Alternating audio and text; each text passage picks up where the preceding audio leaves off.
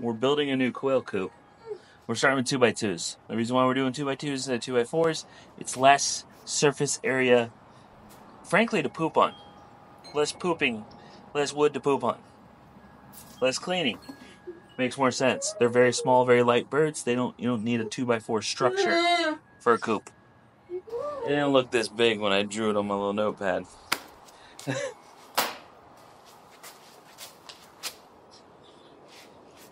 I think it's perfect.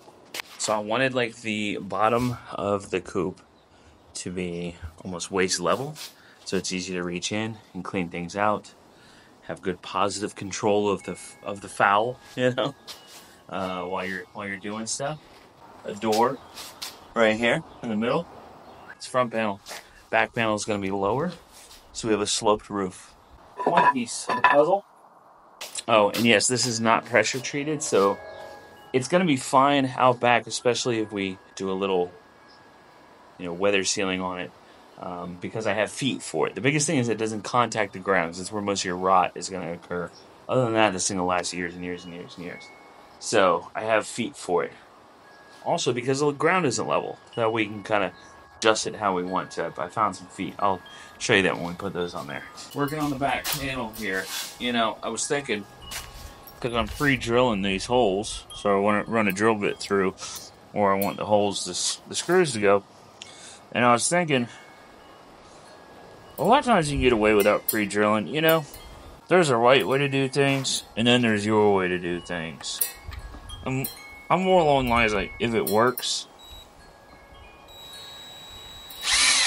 it works. You know what I'm saying? But pre-drill your holes. All right. There's our back section. Like that. And see, this is a foot shorter.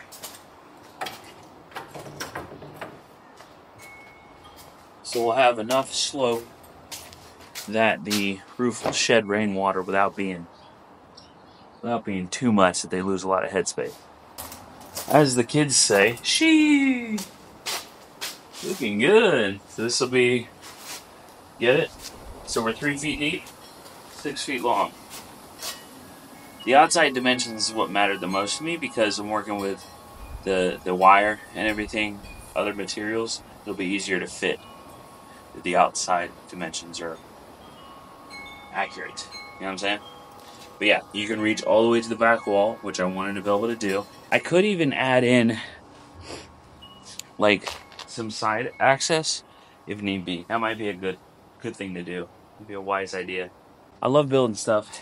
I'm okay at it, but there's things I don't know, like the pitch of this roof, how to cut the angles in the wood, like the equation, as far as like, just like off the top of my head like that. I don't know. So I just kind of wing it, but I don't know those things. It's not really that important in this situation. Fortunately, I'm not building a house. That works. We're really running out of light here, but I say that we throw in one of the floor panels to give it a little bit of rigidity so that we can move it around and get it out of the way of the door, because I'm going to finish this project tomorrow.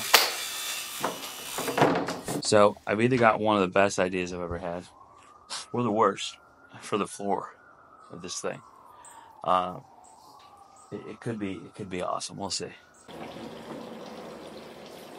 We're done for the night because we're out of light.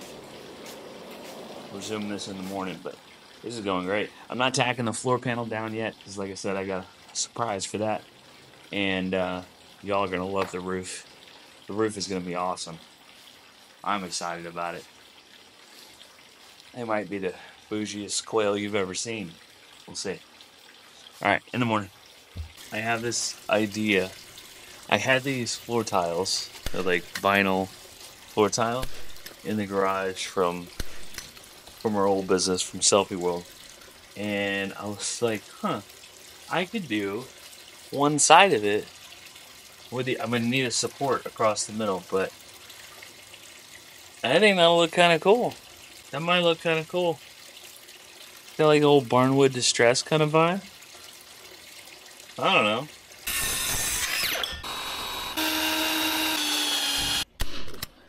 If it sucks, I can pull them right off. So, no loss.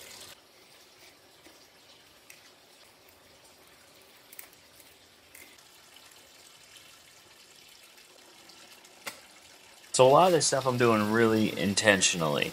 For example, this flooring, I'm gonna tack it down in a few places, but I want to be able to replace it if necessary. Birds make a mess, you know. Just is what it is. This is gonna get covered. I've got some material to cover this with, so it can be easily cleaned. Because clean birds are happy birds. I'd rather have, you know, I'd like to have a nice natural surface for them, but I do want to keep the coop clean at the same time. So we're gonna have flooring here, the wire mesh here, and then another piece of flooring on the other side. But I want to be able to pop these out if need be and replace the whole panel with something less gross. But that's why I like these cross members. This will have chicken wire, well, not chicken wire, but it'll have the hardware mesh all the way over it, so that none of this stuff on the bottom gets covered in quail poop. You know what I'm saying? This will kind of protect everything. It'll all collect here. I can essentially reach in and just scrape and clean everything off down through the hardware mesh into a wheelbarrow, into a bucket, and put it in the compost. That's the goal. Trying to keep it as clean as possible. I think it'll be a real nice setup. This is kind of where it's getting a little bit technical, so I'm having to think through everything that I do to make sure I don't miss a step or whatever. I do feel like we're going to need some reinforcement on it. Birds aren't heavy, they don't make a ruckus, but just so we can move it around if need be, you know, whatever, you know, it's got some flex to it, but that's in the legs. So anything really that we can create an angle for it, you know, basically from here down to the leg to reinforce those legs is going to be a drastic improvement.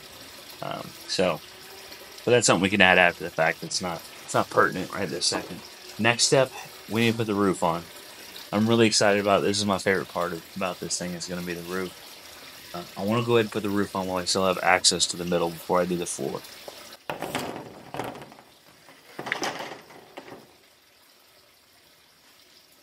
Isn't that a great roof? This is going to be so great. The roof is transparent. Oh, this is great. No. Roof is done. It's awesome. Lots of light getting through. We started on the floor, putting the wire down on the floor. So, but once again, we run out of daylight. I don't like using power tools and stuff at night. I just feel like it's rude. Neighbors are real close, so we're gonna day 3. We're going into day 3. See you tomorrow again. Hey. Well, I threw my back out, but trudging along. Progress has been made. This is our door. So, door needs hinges, right?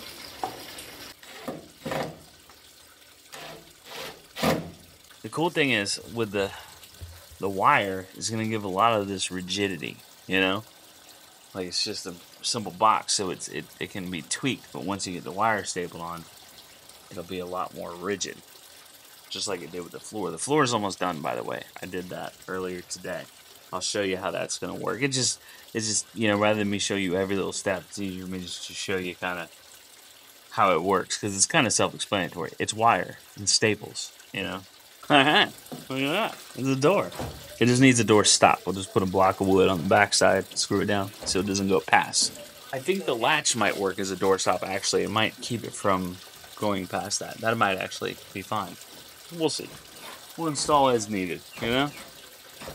That's perfection. So, the floors are done. The only thing we have left is to put wire around the whole outside. This is how the floors work. So, I have this material on top. It's like the stuff they use in commercial bathrooms on the walls. You know? So, we can literally just wipe this off, just brush it off, clean it off, put it back in, and then replace the floors as they get grody. And they need to be replaced. That way they're not walking on wire the whole life. You know, they have a nice surface to walk on. There is a little bit of traction on here, but there's also going to be like bedding and stuff like that, the course that we're going to have down on here. So I'm not worried about it being too slippery. There's texture. That's the word I was looking for. There's texture on this. So now we just got to wrap this thing in wire. And we're really close to done. I'm excited. It's moving day, folks. I got my helper here. Not that I can carry by myself anyway, but my back being out, I definitely Definitely couldn't maneuver this thing. Yeah. You're gonna go backwards? Yep. Okay. All right, here we go.